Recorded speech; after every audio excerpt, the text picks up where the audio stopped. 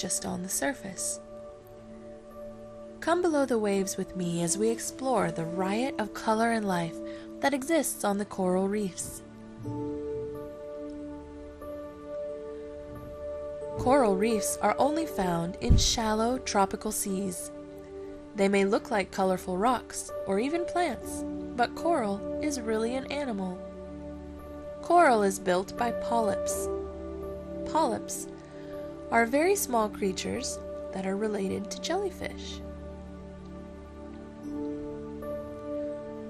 Unlike the jellyfish, which propel themselves around through the water, coral are stationary. They grow together in a colony called a coral head.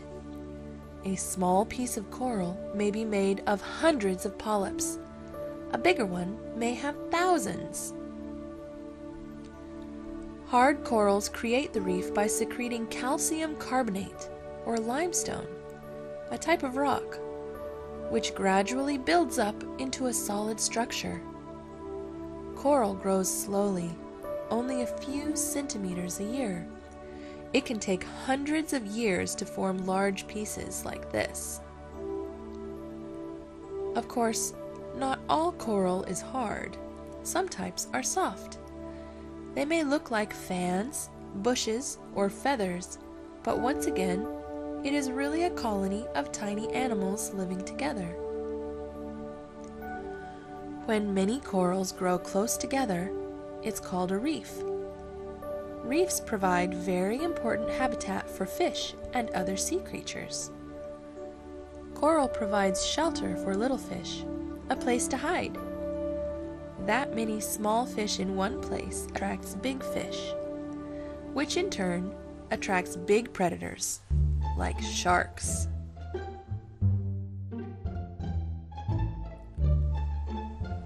This nurse shark is unusually active for the daytime. Usually, a nurse shark will hide under ledges or in crevices of the reef and come out at night to eat dormant fish that are hiding in the coral. Nurse sharks are slow-moving bottom dwellers and, for the most part, harmless to humans, although they can grow up to 14 feet, more than 4 meters in length. Their strong jaws allow them to crush shellfish and even coral if need be, but they prefer to eat shrimp, fish, and squid.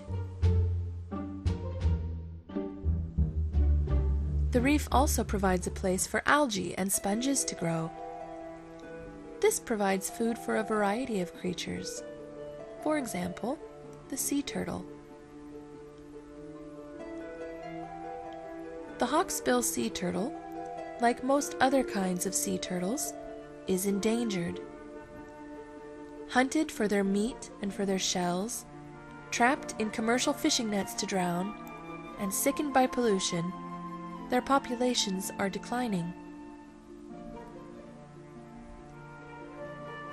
These turtles rely on the food that grows on the coral reef, and the reef, in turn, relies on the turtles.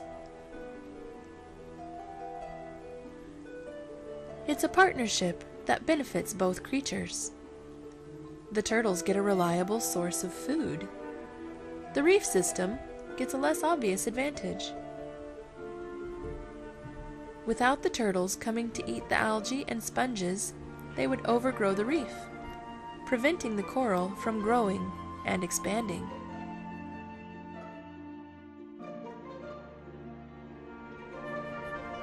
With lowered turtle populations in oceans worldwide, the health of coral reef systems will suffer. It is important for people to do our best to protect these peaceful reptiles, not just for their sakes, but for the health of the entire coral ecosystem. Turtles and coral aren't the only partners you can find on the reef. Sea anemones are another animal that seems more like a plant.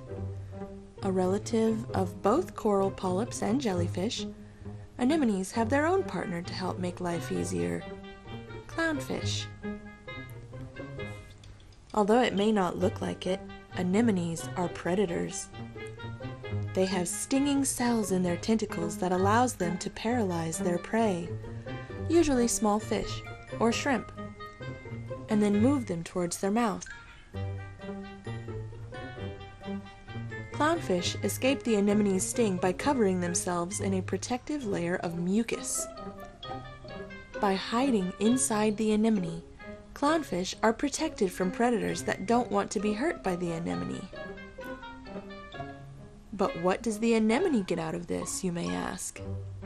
Well, the little clownfish can chase away butterfly fish that would eat the anemone, and they can also clean the anemone of parasites and bits of food that the anemone has no way of cleaning itself. There's one more unusual pairing we're going to talk about today. Can you guess what parrotfish and beaches have to do with each other? Parrotfish are a distinctive family of fish species with a tough, bony beak so strong that they can bite through rock and coral. They do this so that they can eat the coral polyps and algae inside. The coral is ground up, and all of the edible parts are digested until only the limestone remains. Then the parrotfish has to get rid of all the crushed limestone, and there's only one way to do that. The parrotfish will excrete, or poop out, the limestone, which has been crushed into a fine sand. In this way, a single parrotfish can produce 200 pounds, or 90 kilos of sand every year. You heard that right. The next time you bury your toes in soft white sand at the beach, just remember, you're making castles with fish poop.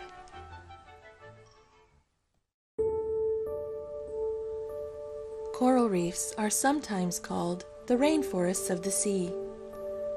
Though they cover only a tiny area of the ocean, they provide a habitat for a quarter of ocean animals. Unfortunately, the coral reef ecosystem is a fragile one. The delicate balance between the coral, algae, fish, and animals that live there is easily disrupted.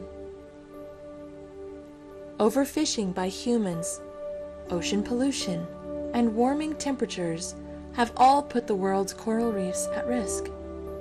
Right now, more than half of the world's reef systems are in danger of destruction, and if nothing changes, then within 15 years, nearly all the coral in the world will be in danger of dying and disappearing.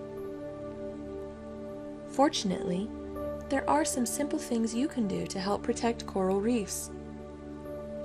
Be careful not to waste water or pour chemicals down your drain, since eventually the water you use will reach the ocean and can increase pollution.